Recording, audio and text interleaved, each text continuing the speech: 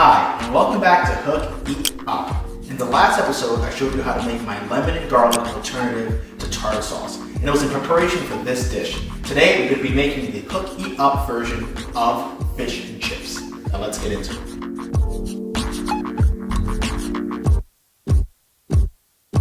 Now to make this recipe, you're going to need the following ingredients. What you're going to need is half a pound of white flaky fish. Traditionally, it's codfish.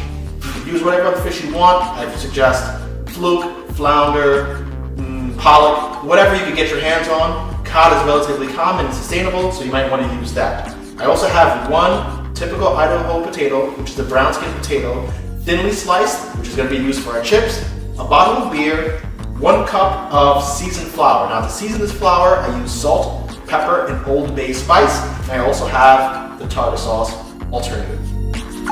Now I already have my deep fryer set here to 325 degrees. Now you don't need to use a deep fryer, you can just fry it right in your pan, but I just bought this deep fryer, and if you haven't seen my review on that, might as well check this link right here. It's a really cool, low price deep fryer, perfect for cooking at home. Now the first thing that we need to do is get started on our beer batter. So I have my beer opened up, and I'm going to pour about 3 ounces of beer right into that flour. Now the cool thing about beer batter is that the beer has that natural gas in there. And this is what helps to make a nice, airy, flaky crust.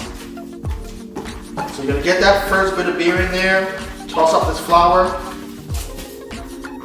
and then you're going to add increments of beer until you get a nice pancake style batter. Now if you don't want to use beer, you can also use club soda because it has the same effect.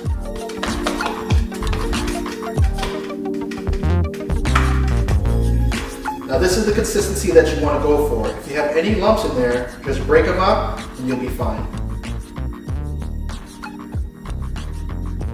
So now that our batter is ready, it's time to get the fish battered up. Now I broke this down into 4 fillets. You're just going to put them right in there and get them coated on both sides. Nothing fancy going on here. Makes a little bit of a mess, but get them nice and coated and you'll be in good shape. Now if you like it a little more crispy, what you can do is you can take these wet battered fillets, dredge it into some dry flour, and you'll get a crispier crust. Now that we have these all battered, we get to the deep frying. We have the oil at 325 degrees. We're just going to drop these in and let them fry up for about 3 to 4 minutes until the coating is a nice golden brown.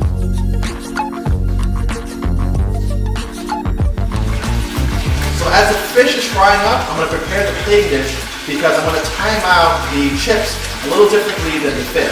I'm going to be adding the chips a little later because they're going to cook a lot faster because they're really thin. I'm just going to grab the lemon and garlic sauce, give it a nice stir, plop it down right in the center, and spread it out.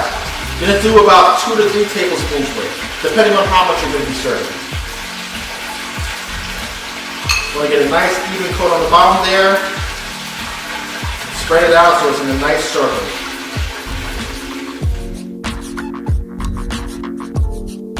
So from time to time, you're going to want to check in on your fish. I've had it going for about 2 to 3 minutes now, and it's starting to get to that color that I'm looking for. So it's a good time for me to get started on the potato chips. Now remember, the potato chip has sliced into some salty water with just a touch of vinegar. When you put that into the deep fryer, it's going to boil over. So before you put it in, you want to give it a good shake to drain off some of that water, and then drop it into the fryer. You want to make sure that your chips are frying up nice and even, so you might want to stir it while it's in oil, because some of it's going to float to the top. So now that we have this fried to a golden crisp and all drained out, it's time for the finishing presentation. First in, you're going to just drop the chips right on top of the sauce.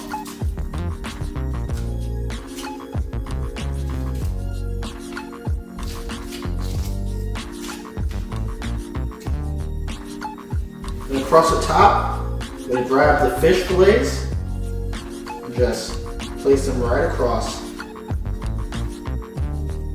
You're going to try to form like a little bit of a X or mountain.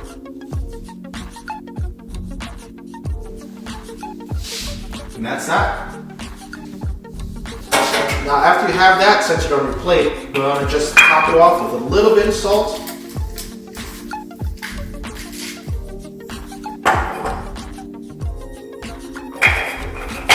you're ready to serve.